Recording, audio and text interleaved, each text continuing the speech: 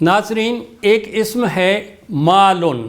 مال کا معنی مال ہم سب جانتے ہیں، اور اس کی جمع ہے اموالن، مال. اب اس سے مرکب اضافی بنانا ہو، کہنا ہو ان کے مال، ان کے. ہوا کا معنی ہوتا ہے وہ، یہ اس میں ضمیر ہے ہوا، اس سے مثنیٰ ہما اور اس سے جمع ہم، ہوا ہما ہم. اور مؤنث کے لیے وہ ہیا، اور مثنیٰ ہما اور جمع ہن. اور پھر حاضر میں انت، انتما، انتم. اور مؤنث کو کہنا ہو تو کہنا ہے انتی، انتما، انتن. اور میرے لیے میں، انا، اور نحن، ہم.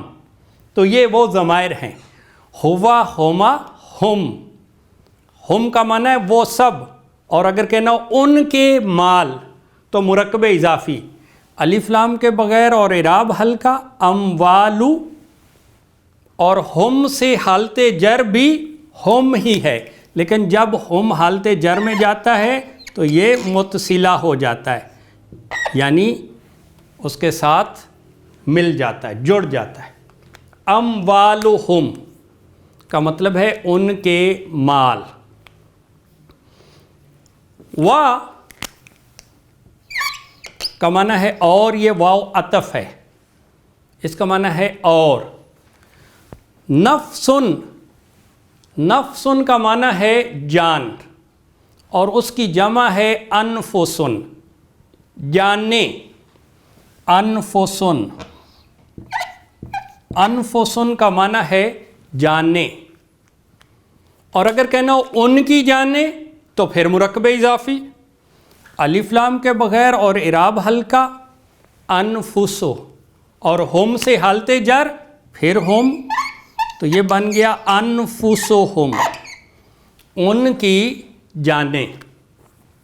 تو یہ دو مرکب اضافی بنے، اموالہم ان کے مال، و اور انفسہم ان کی جانیں.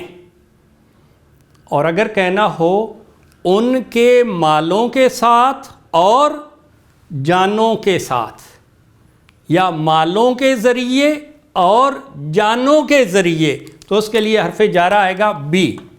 یہ آپ نے قرآن مجید میں بہت پڑھا ہوگا، بی. اور یہ بی اس کو اموالو کو حالت جر میں لے جائے گا، تو یہ بن جائے گا اموالی. اور یہ ہم نے پڑھا تھا ہو کی ضمیر یہ اپنی شکلیں بدلتی رہتی ہے. ہو کی ضمیر سے پہلے اگر حرف پر اوپر کی حرکت ہو، یعنی زبر یا پیش، تو وہ اس کو اوپر کو کھینچ کے الٹے پیش میں بدل دیتی ہے. اور اگر اس سے پہلے کے حرف پر زیر ہو، نیچے کی حرکت کسرہ یعنی زیر، تو وہ اس کے کھڑی زیر میں تبدیل کر دیتی ہے، ہی. لیکن چونکہ آگے حرف میم ساکن آ رہا ہے تو وہ کھڑی زیر کے ساتھ آگے نہیں مل سکتی، تو اس لیے وہ عام زیر میں بدل جاتی ہے اور بن جاتی ہے یہ ہم، بی اموالی ہم، ان کے مالوں کے ساتھ. اور اگر یہاں بھی حرف جارہ بی آ جائے، بی، تو یہ اس کو بھی حالت جر دے گا اور یہ بن جائے گا بی انفسی، اور اسی طرح یہ بھی ہم، بی اموالہم و بی انفسہم، ان کے مالوں کے ساتھ اور ان کی جانوں کے ساتھ. لیکن جس طرح ہم پہلے دیکھ چکے ہیں کہ قرآن مجید کی یہ خوبصورتی ہے کہ اس میں ایک ہی چیز کو بار بار ریپیٹ نہیں کیا جاتا، لیکن اس کا اثر دکھایا جاتا ہے. یہاں پہ بی کا اثر کیا ہے کہ اس نے اموالو کو حالت جر دے کے اموالی کر دیا. تو یہاں بھی دوبارہ بی لگایا نہیں گیا، ریپیٹ نہیں کیا گیا، لیکن اس کا اثر یہاں پہ دکھا دیا گیا کہ انفسو سے اس کو انفسی کر دیا۔ تو اس کا مطلب یہ ہوا کہ وہی حرف جارہ بھی جو اموالی پہ داخل ہو رہا ہے وہی یہاں بھی داخل ہو رہا ہے، اور اس کا ایکشن جو ہے، اس کی کاروائی وہ ہمیں نظر آ رہی، یہ حالت جر کی شکل میں، کیونکہ اور کوئی وجہ نہیں تھی انفسو سے انفسی ہونے کی، یہی وجہ تھی حرف جارہ۔ تو پھر ترجمہ کرتے ہوئے کیا کہتے ہیں؟ ان کے مالوں اور ان کی جانوں کے ساتھ۔ مزید مختصر کریں تو کہیں کہ ان کے مالوں اور جانوں کے ساتھ یا جانوں کے ذریعے۔ ناظرین، ایک مرکب اضافی ہے تیرے رب کا نام، یہ ڈبل مرکب اضافی ہے۔ اگر آپ دیکھیں تو اس میں نام کا تعلق قائم کیا جا رہا ہے رب کے ساتھ۔ بھئی کس کا نام؟ رب کا نام۔ اور پھر رب کس کا؟ اس کا تعلق قائم کیا جا رہا ہے تجھ سے، تیرا، تیرے رب کا نام۔ تو یہ ڈبل مرکب اضافی ہے، نام کا تعلق قائم کیا گیا رب کے ساتھ اور رب کا تعلق قائم کیا گیا تیرے ساتھ۔ تو اس کا قاعدہ ہم پڑھ چکے ہیں کہ اس میں جو آخری اسم ہوگا اردو میں اس کا سب سے پہلے لکھیں گے۔ تو نام کی عربی کیا ہے؟ اسمن،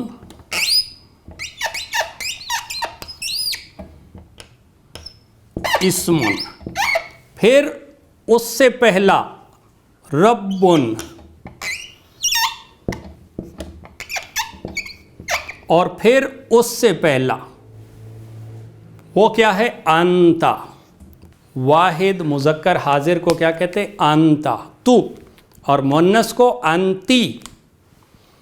تو اس سے ہم مرکب اضافی بنائیں گے۔ اور ناظرین، آپ کو پتہ ہے کہ جب مرکب اضافی ہو دو سے زیادہ اسماء پر مشتمل تو اس میں پہلا اسم صرف مضاف ہوتا ہے، آخری اسم صرف مضاف الیہ ہوتا ہے، اور بیچ والا اسم مضاف بھی ہوتا ہے اور مضاف الیہ بھی۔ ایک اسم کا وہ مضاف ہوتا ہے اور دوسرے کا مضاف الیہ۔ تو پہلا اسم صرف مضاف ہے تو اس پر مضاف کے قاعدے کہ الف لام کے بغیر اور اعراب ہلکا، تو یہ بن گیا اسمو۔ بیچ والا اسم مضاف بھی ہے اور مضاف الیہ بھی، تو اس پہ دونوں قواعد، مضاف کا قاعدہ الف لام کے بغیر اور اعراب ہلکا یہ، اور مضاف الیہ کا قاعدہ کہ ہمیشہ حالت جر میں، یعنی ربو سے کیا بن جائے گا؟ ربی، اور آخری اسم صرف مضاف الیہ، تو اس پر صرف مضاف الیہ کا قاعدہ کہ ہمیشہ حالت جر میں، اور انتا سے حالت جر کیا ہے؟ کا۔ اور ہم دیکھ چکے ہیں کہ حالت نصب اور جر کے ضمائر متصلہ ہوتے ہیں، یعنی وہ اکیلے نہیں لکھے جاتے، جڑ کے آتے ہیں۔ تو کا اس کے ساتھ جڑ جائے گا تو یہ بن جائے گا ربی کا، اسمو ربی کا، تیرے رب کا نام۔ یہ واحد مذکر حاضر کو کہا جا رہا ہے، تیرے رب کا نام۔ اور اگر کہنا ہو تیرے رب کے نام کے ساتھ یا تیرے رب کے نام سے، تو اس کے لیے حرف جارہ کیا آئے گا؟ بی۔ اور یہ اسمن کی، یہ حمزہ کی چونکہ حرکت وصلی ہے، یہ ختم ہو جائے گی، اور حرف جارہ بی اسمو کو حالت جر دے گا تو یہ بن جائے گا بسمی، تو یہ بنے گا بسمی ربی کا۔